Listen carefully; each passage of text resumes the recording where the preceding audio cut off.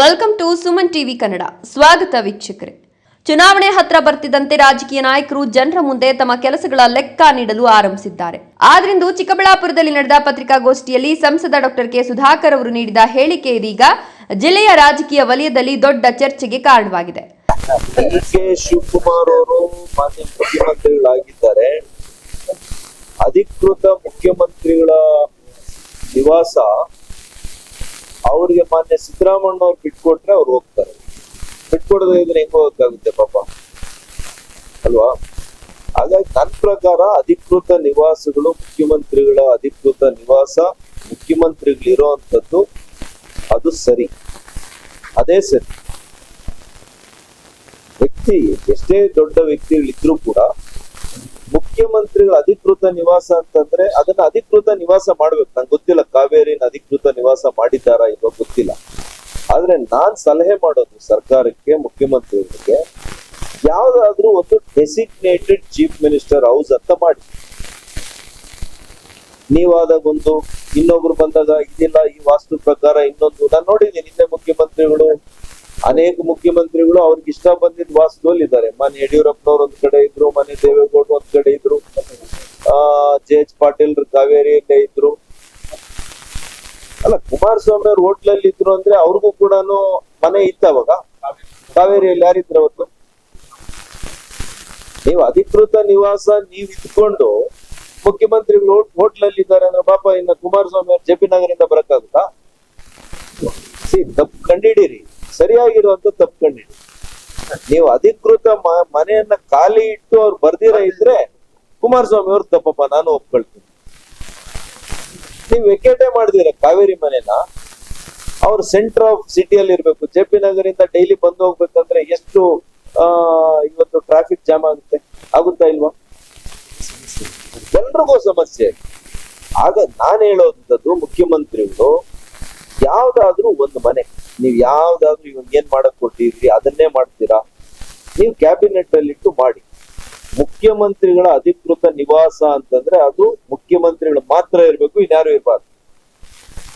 ಇವತ್ತು prime minister race course number 7 ಇದೆ. ಮನಮೋಹನ್ ಸಿಂಗ್ ಅವ್ರು ಇದ್ರು, 10 ವರ್ಷ ಇದ್ರು. ಅವ್ರು ಹೇಳಿದ 1 ತಿಂಗಳ ಒಳಗಡೆ ಖಾಲಿ ಆಗಿತ್ತು. ಅದೇ ಪರಂಪರೆ ಇರ್ಬೇಕು, ಅದೊಂದು cycle. It is not Mr. Manmohan Singh's house. It is the Prime Minister of India's house. ಹಂಗೆ ಆತರ ಒಂದು ಡೆಸಿಗ್ನೇಟೆಡ್ ಮನೆ ಇದ್ರೆ ಅದು ಶೋಭೆ ಅಂತ ನನ್ಗನ್ಸ್ತು. ನಾನೇನು ವೈಯಕ್ತಿಕವಾಗಿ ಯಾರನ್ನೋ ಟೀಕೆ ಮಾಡ್ತಾ ಇಲ್ಲ, ಬಟ್ ಇದು ಒಂದು ಪರಂಪರೆಯನ್ನ ನಮ್ ಸರ್ಕಾರ ಮಾಡಬೇಕು. ಮುಖ್ಯಮಂತ್ರಿಗಳೇ ಇದನ್ನ ಕ್ಯಾಬಿನೆಟ್ ಅಲ್ಲಿ ಒಂದು ತೀರ್ಮಾನ ತಗೊಳ್ಳಿ ಅಂತ ಹೇಳಿ ನಾನು ಅವ್ರ ಸಲಹೆಯನ್ನ ಕೊಟ್ಟೆ. ಪಾಪ ಈ ಶಾಸಕರಿಗೆ ಏನಾಗಿದೆ, ಪಾಪ ಶಾಸಕರಿಗೆ ಯಾವ ಕೆಲಸ, ಯಾವ ಅನುದಾನ ಅವ್ರ ತಿಳುವಳಿಕೆ ಇರೋದಿಲ್ಲ. ಅವ್ರು ಹೋಗ್ತಾರೆ, ಯಾವ್ದೋ ಪೂಜೆ ಮಾಡ್ತಾರೆ, ಬೆಳಿಗ್ಗೆ ಎದ್ದೇಳ್ತಾರೆ, ಹೋಗ್ತಾರೆ. ಅದ್ರದ್ದೇ ನಮ್ಗೇನು ಅವರೇ ಮಾಡ್ಕೊಂಡು ಈಗ ಅನೇಕ ಕೆಲಸಗಳನ್ನ ಉದ್ಘಾಟನೆ ಪಾಪ ಜಿಲ್ಲಾ ಉಸ್ತುವಾರಿ ಇದ್ದಂತ ಸುಧಾಕರ್ ಮಾಡಿಲ್ವಾ, ಈ ಶಾಸಕರು ಮಾಡಿಲ್ವಾ? ನಾನ್ ಮಾಡಿರೋ ಕೆಲ್ಸಗಳನ್ನ ಅವರೇ ಉದ್ಘಾಟನೆ ಮಾಡೋ. ನಾನು ಹೆಸರಿಗೆ ನಾನು ಯಾವಾಗ್ಲೂ ಕೂಡ ತಲೆ ಕೆಡ್ಸ್ಕೊಂಡವನಲ್ಲ. ನಾನ್ ಸಾಕ್ಷಿ ಗುಡ್ಡೆ ಬಿಡಬೇಕಷ್ಟೆ. ಇಲ್ಲ ನಿಲ್ಸಕ್ಕಾಗಲ್ಲ, ಅವ್ರು ನಿಲ್ಸಕ್ಕಾಗಲ್ಲ, ಯಾರು ನಿಲ್ಸಕ್ಕಾಗಲ್ಲ. ನಾವು ಅಧಿಕೃತವಾಗಿ ಆ ಕೆಲಸವನ್ನ ಮುದ್ದೇನಹಳ್ಳಿಯಲ್ಲಿ ಬಸ್ಸು ಇದು ಆಗ್ಬೇಕು, ತಂಗುದಾಣ ಆಗ್ಬೇಕು, ಶೌಚಾಲಯ ನಿರ್ಮಾಣ ಆಗ್ಬೇಕು, ಶುದ್ಧ ಕುಡಿಯುವ ನೀರಿನ ಘಟಕ ಆಗ್ಬೇಕು. ಅದನ್ನ ನಾನು MP ಲಾಡಲ್ಲಿ ನಾನು ಮಾಡಿಸ್ತೀನಿ, ಮಾಡಿಸ್ತೀನಿ. ಅದ್ರಲ್ಲಿ ಯಾರು ಅಡ್ಡ ಬರಕ್ಕಾಗಲ್ಲ.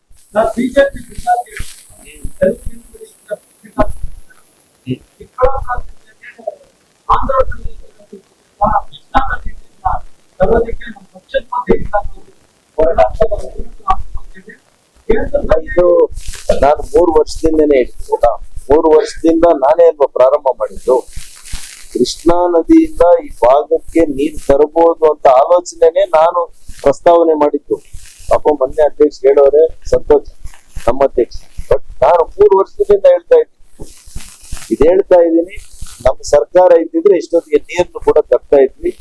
ಮುಂದೆ ಬರುವಂತ ದಿನಗಳಲ್ಲಿ ಸರ್ಕಾರ ಬರುತ್ತೆ, ನೀರನ್ನು ತರೋಣ.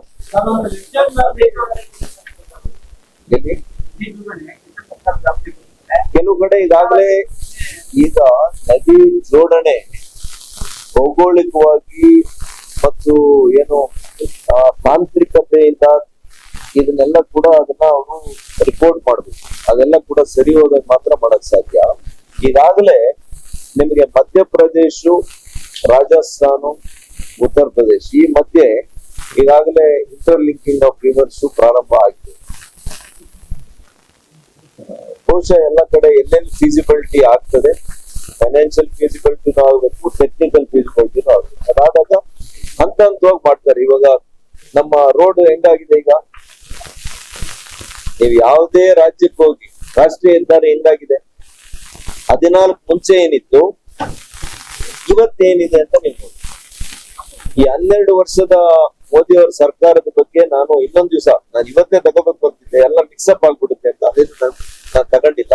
ಬಹುಶಃ ನಿಮ್ಮ ಟೈಮ್ ತಗೊಂಡು 21 ಅಥವಾ 22ನೇ ತಾರೀಕು ನೀವೆಲ್ಲ ಕೂಡ ಫ್ರೀ ಇದ್ರೆ ಐದರ್ ಆನ್ 22nd ಮಂಡೇ ಬರುತ್ತೆ, 21st ಸಂಡೇ ಬರುತ್ತೆ ಅಲ್ವಾ? 21st is ಸಂಡೇ, ಹೌದಾ? 22nd Monday. ಸೊ ಸೋಮವಾರ ನಾನು ಬಹುಶಃ ಇಟ್ಕೊಳ್ತೀನಿ, ಕೇಳ್ಬಿಟ್ಟೆ 22 ಅಥವಾ 23 ಇಟ್ಕೊಳ್ಳೋಣ. ಯಾವುದು RSS ನೋಂದಣಿ? ನನ್ನ ಸ್ನೇಹಿತರೆ ಪ್ರಿಯಾಂಕ್ ಖರ್ಗೆ ಅವರು RSS ನೋಂದಣಿಗಿನ್ನ ಬಹುಶಃ ಅವರು ರಾಹುಲ್ ಗಾಂಧಿ ಅವರ ಹತ್ರ ನೋಂದಣಿ ಆಗ್ಬೇಕು ಅಂತ ಅವ್ರ ಆಲೋಚನೆ ಇರ್ಬೋದು. ಈಗಾಗ್ಲೇ ಆಗಿದ್ದಾರೆ, ಅವ್ರ ತಂದೆಯವರೇ ಆಲ್ ಇಂಡಿಯಾ ಕಾಂಗ್ರೆಸ್ ಪ್ರೆಸಿಡೆಂಟ್ ಇದ್ದಾರೆ. ಅಷ್ಟು ಉತ್ಸುಕತೆ ಏನು ಅಗತ್ಯ ಇರ್ಲಿಲ್ಲ ಅವ್ರಿಗೆ. ಯಾಕೆಂದ್ರೆ ನೋಡ್ರಿ, ನೋಂದಣಿ ಒಂದು ಸಂಸ್ಥೆ ಆಗ್ಲಿ, ಒಬ್ಬ ವ್ಯಕ್ತಿ ಆಗ್ಲಿ, ಅಥವಾ ಒಂದು ಸೆಟ್ ಆಫ್ ಇಂಡಿವಿಜುವಲ್ಸ್. ಈಗ ನಮ್ಮಲ್ಲಿ ಅನೇಕ ಭಜನಾ ಮಂಡಳಿಗಳಿಲ್ವಾ? ಗ್ರಾಮೀಣ ಪ್ರದೇಶದಲ್ಲಿ ಭಜನಾ ಮಂಡಳಿಗಳಿದೆ. ಈಗ ನಾಟಕ ಮಾಡೋದಕ್ಕೆ ಕೆಲವು ಮಂಡಳಿಗಳಿದೆ, ನಾಟಕ ಮಂಡಳಿಗಳಿವೆ. ಅನೇಕ ಧರ್ಮಗಳಲ್ಲಿ ಕೂಡ ಅನೇಕ ಇಂಡಿವಿಜುವಲ್ ಸೇರಿ ಸಂಘಗಳು ಮಾಡ್ತಾರೆ. ಕ್ರಿಕೆಟ್ ಅಸೋಸಿಯೇಷನ್ಸ್ ಇದೆ, ಸ್ಪೋರ್ಟ್ಸ್ ಕ್ಲಬ್ಸ್ ಇದೆ. ಎಲ್ಲದಕ್ಕೂ ರಿಜಿಸ್ಟ್ರೇಷನ್ ಮಾಡಿಸ್ತಾರಾ? ಮೊನ್ನೆ ಪ್ರಿಯಾಂಕ್ ಖರ್ಗೆ ಅವ್ರು ಕೇಳಪ್ಪ ಸ್ವಲ್ಪ. ಮತ್ತೆ ಇವತ್ತು 19(1)(c) ಪ್ರಕಾರ, according to article 91(c), according to constitution, doctor Baba Saheb Ambedkar ಅವರೇ ಇದರಲ್ಲಿ ಪ್ರಾವಿಷನ್ ಮಾಡಿದ್ದಾರೆ, ಸಂಘ ಮಾಡ್ಕೊಳ್ಬಹುದು. ಮತ್ತು RSS ಸಂಘ 100 ವರ್ಷಗಳ ಇತಿಹಾಸ ಇರುವಂತ ಸಂಘ. ಧಾರ್ಮಿಕ ಕೆಲಸ ಮಾಡ್ತಾ ಇದೆ, ರಾಷ್ಟ್ರೀಯತೆ ಕೆಲಸ ಮಾಡ್ತಾ ಇದೆ, ರಾಷ್ಟ್ರ ಕಟ್ಟುವಂತ, ರಾಷ್ಟ್ರ ನಿರ್ಮಾಣ ಮಾಡುವಂತ, ವ್ಯಕ್ತಿ ವಿಕಾಸ ಮಾಡುವಂತ ಇಂಥ ಒಂದು ಅತ್ಯುತ್ತಮವಾಗಿರ್ತಕ್ಕಂಥ ಕೆಲಸಗಳು, ಸರ್ಕಾರಗಳು ಮಾಡಕ್ಕಾಗದೇ ಇರುವಂತ ಕೆಲಸಗಳನ್ನ ಇವತ್ತು ಸರ್ಕಾರದಕ್ಕೆ ಪೂರಕವಾಗಿ, ದೇಶಕ್ಕೆ ಪೂರಕವಾಗಿ ಮಾಡ್ತಾ ಇರ್ತಕ್ಕಂಥ ಸಂಸ್ಥೆ ಬಗ್ಗೆ ನಿಮಗೆ ಇಷ್ಟು ಗಾಢವಾಗಿರ್ತಕ್ಕಂಥ ಅಪನಂಬಿಕೆ, ಇದರ ಮೇಲೆ ನೀವು ರಾಜಕೀಯ ಬೆರೆಸುವಂತದ್ದು ನಿಜವಾಗ್ಲೂ ಕೂಡ ನಿಮ್ಮ ವ್ಯಕ್ತಿತ್ವಕ್ಕೆ, ನಿಮ್ಮ ವಯಸ್ಸಿಗೆ, ನಿಮ್ಮ ಅನುಭವಕ್ಕೆ, ನಿಮ್ಮ ಸ್ಥಾನಮಾನಕ್ಕೆ, ನಿಮ್ಮ ಹಿನ್ನೆಲೆಗೆ ಸರಿಯಲ್ಲ ಅಂತ ನನ್ನ ಸ್ನೇಹಿತರಾದಂತ ಪ್ರಿಯಾಂಕ್ ಖರ್ಗೆ ಅವರಿಗೆ ನಾನು ಬಹಳ ಸ್ಪಷ್ಟವಾಗಿ ಹೇಳಲಿಕ್ಕೆ ಬಯಸ್ತೇನೆ. ಯಾಕೆ ಅಂದ್ರೆ ದಿಸ್ ಟೇಕ್ಸ್ ನೋವೇರ್. ಇದರಿಂದ ನಿಮ್ಗೇನು ಲಾಭ ಆಗಲ್ಲ. ನಿಮ್ಗೆ ಇನ್ನೊಂದು ವಾರ ನೀವು ಚರ್ಚೆಯಲ್ಲಿ ಇರ್ಬೋದು. ಪ್ರಿಯಾಂಕ್ ಖರ್ಗೆ ಅವರು ಒಂದು ವಾರ 10 ದಿವಸ ಸೋಷಿಯಲ್ ಮೀಡಿಯಾದಲ್ಲಿ, ಮಾಧ್ಯಮ ಸ್ನೇಹಿತರು, ರಾಷ್ಟ್ರ ಮಟ್ಟದಲ್ಲಿ ಚರ್ಚೆ ಆಗ್ತೀರಷ್ಟೇ. ಬಟ್ 10 ದಿವಸ ಶೆಲ್ಫ್ ಟೈಮ್ ಅಲ್ಲಿ, ಆಮೇಲೆ ಇರಲ್ಲ. ಇದನ್ನ ನಾನು ನೋಡಿದ್ದೀನಿ. ದಿಗ್ವಿಜಯ್ ಸಿಂಗ್ ಅವ್ರು ಈ ಪ್ರಶ್ನೆ ಕೇಳಿದ್ ಬಹಳ ಹಿಂದೆನೆ, ಒಂದು 7-8 ವರ್ಷದಿಂದ ಬಹುಶಃ ನೀವು ತೆಗೆದು ನೋಡಿ. ದಿಗ್ವಿಜಯ್ ಸಿಂಗ್ ಅವರು ಇದನ್ನೇ ಕೇಳಿದ್ರು. ಯಾವ್ಯಾವ ಕಾಂಗ್ರೆಸ್ನ ಪ್ರಧಾನಿಗಳು ಇದನ್ನ ಬ್ಯಾನ್ ಮಾಡ್ಬೇಕು ಅಂತ ಬ್ಯಾನ್ ಮಾಡಕ್ ಹೋಗಿ ಮತ್ತೆ ಅವರೇ ಪಶ್ಚಾತ್ತಾಪ ಪಟ್ಟು ಅವರೇ ಅಂತಿಮವಾಗಿ ಪ್ರಣಬ್ ಮುಖರ್ಜಿ ಅವರೇ ಅಂತಿಮವಾಗಿ RSS ಹೋಗಿ ಯಾವ ರೀತಿ RSS ಸಂಸ್ಥೆ ಇದೆ ಅಂತ ಅವರೇ ಹೇಳಿಲ್ವಾ? ಒಬ್ಬ ರಾಷ್ಟ್ರಪತಿಗಳಾಗಿ ಹೋಗಿದ್ರೆ ಇಲ್ವಾ? ಹಂಗೆ RSS very very Pius organisation. ಒಂದು ದೈವ ಸಂಭೂತವಾಗಿರ್ತಕ್ಕಂಥ ಪಕ್ಷಾತೀತವಾದಂತಹ ಜಾತ್ಯತೀತವಾದಂತಹ ರಾಷ್ಟ್ರೀಯತೆಯ ಒಂದು ಆಲೋಚನೆಗಳನ್ನು ಇಟ್ಕೊಂಡು ರಾಷ್ಟ್ರ ನಿರ್ಮಾಣದ ಆಲೋಚನೆಗಳನ್ನು ಇಟ್ಕೊಂಡಿರ್ತಕ್ಕಂಥ ಒಂದು ಪವಿತ್ರವಾಗಿರ್ತಕ್ಕಂಥ ಸಂಘಟನೆ ಅದು RSS. ಇದಕ್ಕೆ ನೀವು ಕಲ್ಲಾಕ್ಲಿಕ್ಕೆ ಹೋದ್ರೆ ಅದು ನಿಮಗೆ ಶೋಭೆ ತರೋದಿಲ್ಲ, ನಿಮ್ಮ ರಾಜಕೀಯ ಭವಿಷ್ಯಕ್ಕೂ ಕೂಡ ಮಾರಕ ಆಗ್ತದೆ ಅಂತ ಹೇಳಿ ನಾನೊಬ್ಬ ಸ್ನೇಹಿತನಾಗಿ ಅವರಿಗೆ ಅಡ್ವೈಸ್ ಮಾಡ್ತಾ ಇದ್ದೀನಿ.